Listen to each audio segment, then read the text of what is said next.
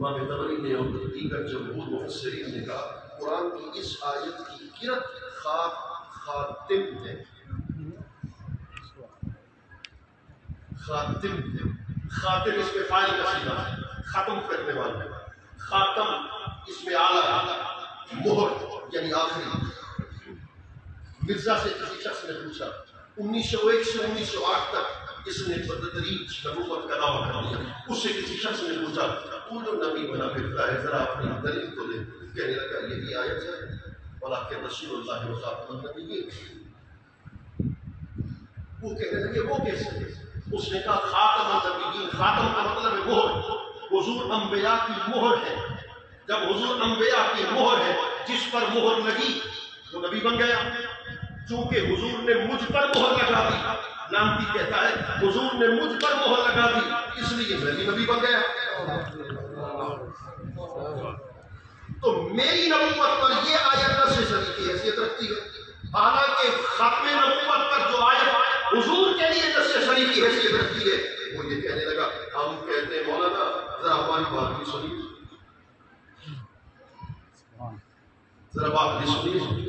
صرف ختم نبوت کے نعرے لگانے سے بات تو نہیں بنے گی نا، پھر دلائل یاد کرنے سے بات بن جائے گی۔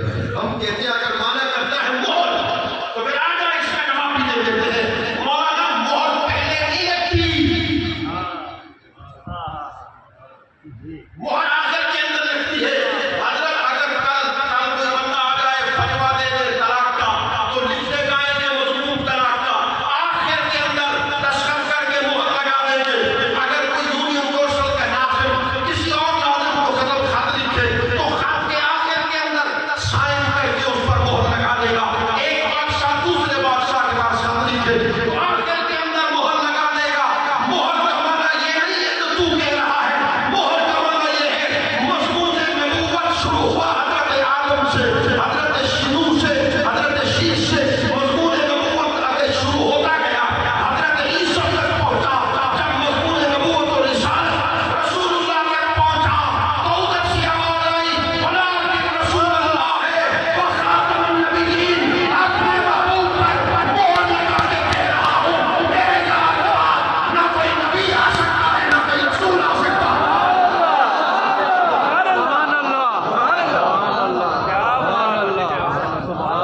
اس کی توجہ ہے وہی تو کہے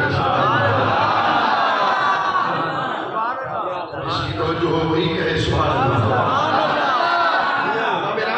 حضرت کے لیے بڑا خوب علم رکھتے ہیں، حضرت کے لیے بات پیش کر رہا ہوں۔ میں آپ نے لکھا کہ خاتم النبیین کا معنی کیا ہے؟ لأنه ختم النبوت